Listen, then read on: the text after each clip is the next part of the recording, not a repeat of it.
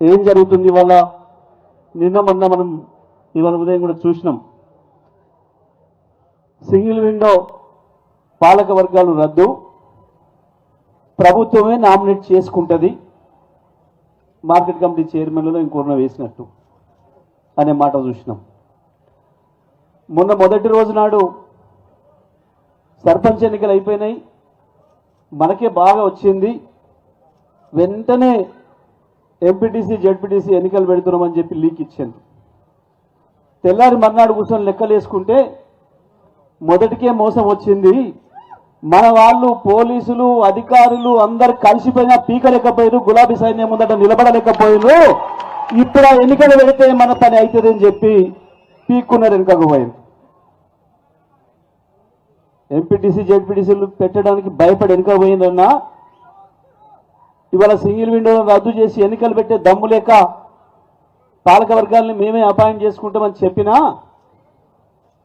దానికి కారణం నిన్న మీరు గ్రామ పంచాయతీలో చేసిన పోరాటమే, గులాబీ సైనికుల యొక్క యుద్ధమే వాడిని ఉచ్చబోయించింది, ప్రభుత్వాన్ని భయపడేందుకు పోయేటట్టు చేసింది కాంగ్రెస్ పార్టీని. ఏం చేస్తున్నారు? నిన్న ఇవాళ లీక్ ఇచ్చారు. ఇవాళ ఏం లీక్ ఇచ్చారు? టెలిఫోన్ ట్యాపింగ్ కేసులో కేసీఆర్కు నోటీసు, కేటీఆర్ నోటీసు, హరీష్ రావుకు నోటీసు ఇస్తున్నారు. ఇప్పుడు ఏడట, ఇప్పుడు ఇస్తున్నట్టు ఇలా లీక్ ఇచ్చి అసెంబ్లీ అయిపోగానే ఇస్తాడట. అసెంబ్లీ అయిపోగానే ఇస్తాడట. ఎంతకాలమైంది దీని మీద మాట్లాడబట్టి? వాడు ప్రభుత్వం ఏర్పడ్డ మొదటి రోజు నుంచి దీని గురించి ఏడవని రోజు లేదు. వాడు కరెంటు మీద ఏడ్చిండు, వచ్చిన రిపోర్టును కిందంగా లోపల పెట్టుకున్నాడు, బయట రానికుండా, ఇది చూస్తే నా ఇజ్జత్ పోతుంది అని. కేసీఆర్ మల్లెపూలాగా ఉన్నాడు రా కొడుక, ఇలా ఏమీ లేదు, కేసీఆర్ చాలా అద్భుతం చేసిండు, 24 గంటల కరెంట్ ఇచ్చి ఈ దేశానికి బుద్ధి చెప్పిండు, మొత్తం మీ బీజేపీ కాంగ్రెస్ కూడా ఉంది దాంట్లో రిపోర్ట్. మనిషి అన్న కడపని చూడబెట్టుకున్నాడు కొడుకు. కాళేశ్వరం ఎగిరిండు, కోర్టు చూసింది, ఇంట్లో ఏం లేదురా, నీ ముఖం నీ ముండ ఏముంది, ఇంట్లో బ్రహ్మాండంగా కట్టిండు కాళేశ్వరం కేసీఆర్, నీ కనీసం చేతగాట్లే రిపేర్ చేయడానికి అని చెప్పి ఆడ వాడు దొబ్బింది. ఈ ఫార్ములా ఆ ఫార్ములా అన్నాడు, ఏ ఫార్ములా లేదు, చివరికి తీసుకొచ్చుకొని ఆడోళ్ళ పోటీలను పెట్టి వాళ్ళతో తన్నించుకున్నాడు. అయిపోయింది. నిన్న ఇంకేందో చెప్పిండు, మెర్సీ గారి కంటే ముందు ఇంకోటి కూడా చేసిండు. మనం కేటీఆర్ గారు కష్టపడి తీసుకొచ్చిన ఫార్మాసిటీలో ఏదో గ్లోబల్ సమ్మిట్ అని తీసుకొచ్చి పెట్టిండు. ఇన్ని లక్షల కోట్లు అన్ని లక్షల కోట్లు అంటే నిన్న సార్ చెప్పిండు అలా భాగవతం ఏందో, ఈయన గురువు మోడీ, ఇలా ఇంకో మధ్య గురువు చంద్రబాబుల భాగవతం ఏందో మన సార్ సాగు చెప్పిండు. పెద్ద సార్ వాడిని తీసుకొచ్చి ఫుట్బాల్ ఆడతాను అన్నాడు. వాడిని ఫుట్బాల్ వాంతో ఆడిండో లేడో కానీ కేటీఆర్ చెప్పిండు, మా గులాబీ సైనికులు నేను ఫుట్బాల్ ఆడుకుంటారా బిడ్డ, జాగ్రత్తగా ఉండు, తెలంగాణలో ఫుట్బాల్ ఆడిరు మీరు, మొన్న గ్రామ పంచాయతీ ఎన్నికల్లోనే ఫుట్బాల్ ఆడిరు మీరు, ఇప్పుడు ఎంపీటీసీ ఎన్నికలు పెడితే ఆగుతారా మీరు? అట్లా కేసీఆర్ ఫోటో ఉండే, కేసీఆర్ ఇచ్చిన కారు గుర్తుండే, ఇక ఆగుతుందా సమాజం? తెలంగాణ ఎట్లా ఎగిరి అంతదో వాడిని వెంబడి తెచ్చుకున్న మెస్సీ గారిని ఇద్దరిని అవుట్ చేసి మంచి బ్రహ్మాండమైన గోల్ కొడుతుంది బీఆర్ఎస్ పార్టీ అనే సంగతి వాడికి ఎరికే. అందుకనే ఇలా అది కూడా పోయింది. ఇక ఇప్పుడు మళ్ళీ ఎందుకు కేసు పెడతా? ఏం పెడతావు నీ ముండ కేసు పెడితే మా ఊర్లో కార్యకర్తలే భయపడలే, మా బగ్గమతలు కూడా కార్యకర్తలు భయపడలే, మా ఎల్లమ్మ కూడా కార్యకర్తలు భయపడలే. నువ్వు కేసు పెడతానంటే కేసీఆర్ కేటీఆర్ హరీష్ పోయి దాచుకుంటారా నన్న? నీ ముండ 2 ఏళ్ళ నుంచి ఏడ్స్తూనే ఉంటుంది. దేనికి మాట్లాడుతున్నాడు? ప్రతి సందర్భం వచ్చినప్పుడల్లా వాడు దొంగతనం చేసి దొరికిన ప్రతిసారి తప్పించుకోవడం కొరకు ఇటువంటి తప్పుడు రాతలు రాయిస్తా ఉన్నాడు. ప్రతి సందర్భంలో ఒక ఎన్నిక రాగానే ఒక లీకేజ్, కేసీఆర్ ఒక సభ పెట్టి బయటకు వచ్చిందంటే ఒక లీకేజ్, దీని మీద ఇది వేసినా దాని మీద అది వేసినా. కేసులకు ఎవరు భయపడతారు? నల్గొండ జిల్లాలో 100 గ్రామాల్లో పెట్టిన కేసులు. ఆ ఉత్తమ్ కుమార్ రెడ్డి సిగ్గు తప్పి ఓడిపోయిన తర్వాత కూడా కేసులు పెడుతున్నాడు రోజు. నిన్న ఇవాళ పాపం అక్కడ మన కార్యకర్తలు అందరూ వచ్చింది నా దగ్గరికి, నిన్న మొన్న రోజు వాళ్ళే వస్తున్నారు పాపం. సార్ మా ఊళ్ళో 50 మందిని రోజు పోలీస్ స్టేషన్ రమ్మంటున్నారు, మా ఊళ్ళో 20 మందిని రమ్మంటున్నారు, గెలిచిన సర్పంచ్ను వార్డు మెంబర్లను కూడా పోలీస్ స్టేషన్కి వచ్చి కూర్చుకోవాలనుకుంటున్నారు. నేను ఒకటే చెప్పిన, మీరు బాధపడొద్దు, మీరు గర్వపడాలి, సంతోషపడాలి. రోజు యానొక అనేది కూర్చుంటావు కదా, ఇది ఇంటికాడ కూర్చుంటావు, లేకపోతే హుజూర్నగర్ పోతావు, అదేందా పోలీస్ స్టేషన్ పోయి కూర్చుంటారు, అది పోయిందేంది. పిలువ కొడుక ఇంకా 50 మందిని కూడా చెప్పి పట్టుకొస్తాం, అందరిని ఊరందరూ వచ్చి కూర్చుంటామని చెప్పు. వాడివికి ఏదేందిగా తెలవడానికి తెడ్డలింగం, వాడివికి ఏదేంది. భయపడతాం ఆ కేసులకు, మరి మనమే భయపడతాం కేసులకు. గింత అనుభవం చూసి వచ్చిన కేసీఆర్ కేటీఆర్ భయపడతారా? ఏం జరిగింది, ఏం చెప్పిండు సారు, ఏం మాట్లాడుకోవాలి మనం ఇవాళ? నిన్నటి దానికి ఒక లెక్క బిడ్డ, రేపటి నుంచి ఇంకొక లెక్క. నిన్నటి దానికి ఒక లెక్క, రేపటి నుంచి ఇంకొక లెక్క. గది చేస్తారు. ఎన్నికలు వెళితే తోలు తీస్తారనే దానికి కొడుకులు తప్పుదారులు పోతున్నారు. ఎన్నికలు వెళితే తోలు తీస్తారని తెలుసు మీరు, అందుకనే తప్పించుకొని మేము అపాయింట్మెంట్లు చేసుకుంటాం, ఇంకోటి చేసుకుంటాం. నిజమే, దేనికి వచ్చిండు కేసీఆర్? ఏమన్నాడు? మీరు నన్ను తిట్టినా 2 ఏళ్ల నుంచి నేనేమని బాధపడలే, మీరు నా సావును కోరినా నేను బాధపడలే, కానీ నా తెలంగాణ రైతుల ఉసురు తీస్తే అంటే మాత్రం మీ తోలు తీస్తా అని చెప్పాడు కేసీఆర్. నన్ను తిట్టినందుకు తోలు తీస్తా అనలే, తెలంగాణ రైతుల ఉసురు తీస్తే మీ తోలు తీస్తా అని చెప్పాడు కేసీఆర్. బతుకుండగా తెలంగాణకు ఎవడు చిన్న నష్టం చేసినా, చీమగుట్టినంత హాని కల్పించినా ఊరుకునేది లేదు అనే మాట చెప్పిండు కేసీఆర్.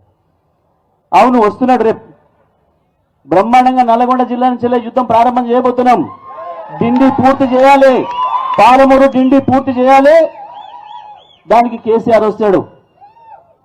కృష్ణ మీద కూడా నిద్రపోయి అవతల చంద్రబాబు కృష్ణ నీళ్ళని దోసుకపోతుంటే, నాగార్జున సాగర్ తీసుకుపోయి కేంద్రం చేతిలో పెత్తనం పెట్టుకుంటే మనం మాట్లాడి తీసుకుపోతున్నాడు రా, సోయలేదు, మీరు లెక్కలు పంచుకునే దగ్గర ఉన్నారు, మీ కమిషన్ల సోయిలో మీరున్నారు, నీళ్ళటు పోతున్నాయి, కృష్ణను దోసుకపోతున్నాడు వాడు అని చెప్తే మొట్టమొదటి కుక్కలు వరినట్టు వదిలిండు. కేసీఆర్ వచ్చి నల్లగొండలో 1,00,000 మంది సభ పెట్టి గర్జన చేస్తే తెల్లారి ఉచ్చబోసుకొని అసెంబ్లీలో తీర్మానం పెట్టింది ఏకగ్రీవంగా, మేము కృష్ణానదిని ఇయ్యం, మేము నాగార్జున సాగర్ని ఇయ్యమని మాట్లాడింది. ఇవాళ కూడా మళ్ళీ బనకచెర్ల విషయంలో అదే చేసిండ్రు. బనకచెర్ల ఎక్కడుందో ముఖ్యమంత్రికి తెలియదు, నీళ్ళ మంత్రికి తెలియదు. అది ఏ ఊర్లో ఉంది అని వాడిని అడుగుతున్నాడు అక్కడ కూర్చున్నాను. నీళ్ళ వాటర్ ఆ పాపం మనకేమరి కాయింది. ఇప్పుడు అంత ఆగమాగం అయినోడేట, జర పగలు అయినోడేట వదిలేద్దామయ్యా, నేను బేచాన అయినోడేట ఎందుకో పాపం. ఇవాళ ఏదైతే కృష్ణానది మీద మళ్ళీ ద్రోహం చేసే ప్రయత్నం చేస్తున్నాడో ఈ ముఖ్యమంత్రి, ఆయన కింది గురువు చంద్రబాబు, పై గురువు మోడీ, ముగ్గురు కలిసి చేసిన ద్రోహానికి వ్యతిరేకంగా తప్పకుండా మిమ్మల్ని ప్రజల్లో నిలబెడతా అని చెప్పి కేసీఆర్ బయటికి రాగానే ఇవాళ దొంగ లీకులు ఇచ్చి ఈ కేసులు పెడతాం, ఆ కేసులు పెడతాం. మేము ఒకటే మాట చెప్తున్నాం, నువ్వు కేసీఆర్ను, కేటీఆర్ను, ఇంకోర్నో జైల్లో పెడతాననుకున్నా, జైలునే కాదు మాకు కనపడకుండా తీసుకుపోయి నువ్వు ఆకాశంలో ఎక్కడ దాచిపెట్టినా ప్రతి ఊరికి ప్రతి ఒక్క గులాబీ సైనికుడు కేసీఆర్ అవుతాడు, మీ పంతం పడతాడు, మీ అంతం చూస్తారు తప్ప మిమ్మల్ని వదిలిపెట్టేది ఉండదు.